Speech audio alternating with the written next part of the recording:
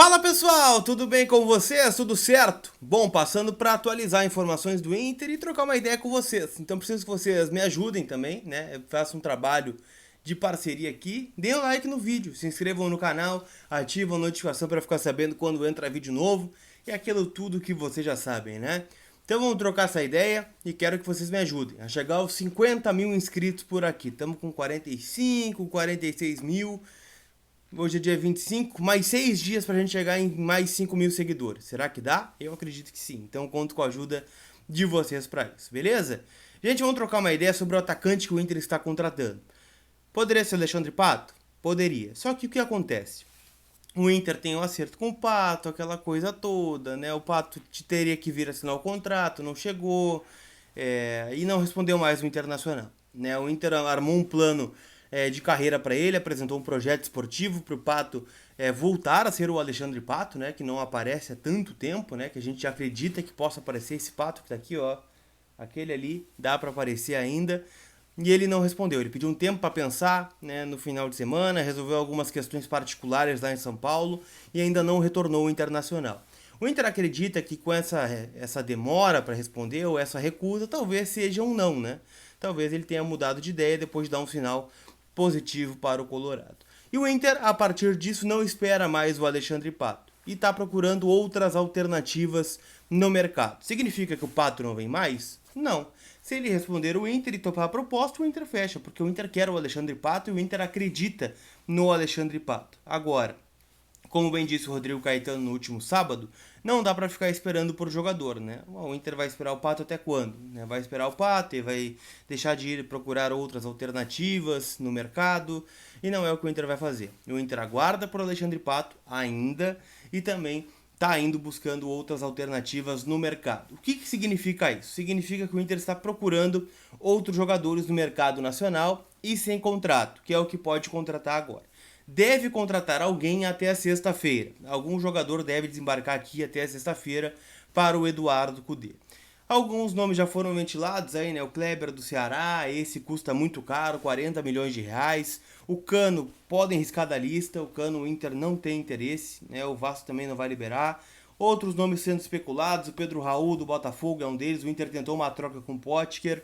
Então o Inter está olhando para todo mundo, está fazendo um rescaldo de nomes no mercado e indo estudando as possibilidades de contratação. O Inter também não descarta, por exemplo, trazer um jogador agora, ou não, né, ficar esperando o Alexandre Pato, se não vier o Pato, não gasta cartucho, e ir forte na janela de outubro, que é quando o Inter tem aí a possibilidade de trazer reforços da América do Sul, da Europa, da Ásia, né, de vários lugares do mundo com a janela aberta. Então é outra possibilidade que o Inter tem. Beleza? Para o jogo de sábado contra o Botafogo, o que ele tem à disposição? Ele não vai ter o Potker lesionado, mas de resto todo mundo apto a jogar. O que pode acontecer? Pode ir o Marcos Guilherme de novo de atacante, ele pode promover a estreia do Yuri Alberto como titular, pode colocar o Peglow, e são as alternativas que ele tem para parceiro do Thiago Galhardo. Beleza? Outra coisa, gente, eu quero falar sobre um tema polêmico que foi o tema de ontem, né? As manchetes da Gaúcha ZH, da Zero Hora, né? Uma que disse que o Inter teve a ajuda do Grêmio para ser líder e a do Pedro Ernesto, que para mim foi a mais inacreditável, dizendo que o Inter é líder apesar do Cudê. Vou ressaltar aqui, não tenho problema com a opinião de colegas, não tenho, respeito a opinião de todo mundo, alguns me bloquearam também, tá tudo certo, né? Não tem problema nenhum, mas quando um cara como o Pedro Ernesto, que tem uma grande influência no Rio Grande do Sul, é um cara famoso, um cara conhecido, um cara que tem respeito, ele disse que o Inter é líder apesar do Cudê, eu queria entender o porquê. Eu li a coluna, não concordo com ela. Quando se diz que o Inter entope zagueiros, entope volantes, né, que há uma paixão pelo Musto, por exemplo, né? Cara, o Musto é reserva do Inter hoje. Ah, mas ele entra todos os jogos. Bom, ele entra todos os jogos. Por quê? Talvez porque o Lindoso sentiu contra o Fluminense, ou porque ele começou o jogo contra o Atlético Goianiense e foi bem. Contra o Atlético Mineiro, especificamente falando, é um jogador que entrou para preencher o meio, né? O Inter não tinha o meio campo, ele entrou para preencher o meio e o time melhorou a partir da entrada dele. O Atlético perdeu um pouco do volume de jogo que tinha. Então eu acho que é muito raso olhar assim, o Inter jogou com 3 volantes, o Inter se retrancou, o Inter terminou com 30% de posse de bola. Por que isso é visto a posse de bola quando o Inter termina com menos? Quantos jogos da temporada, incluindo o Grenal que o Inter perde, terminou com mais posse de bola que o adversário? Propondo o jogo, tendo chances de gol. O Inter no Brasileirão tomou 2 gols em 5 jogos, os 2 de pênalti, os 2 no mesmo jogo. O Inter tem 4 vitórias em 5 jogos. Por que isso não é levado em consideração? Por que a campanha do Inter na Libertadores não é levada em consideração? Sem tomar gol na Libertadores, líder do grupo que inclusive tem o Grêmio na chave.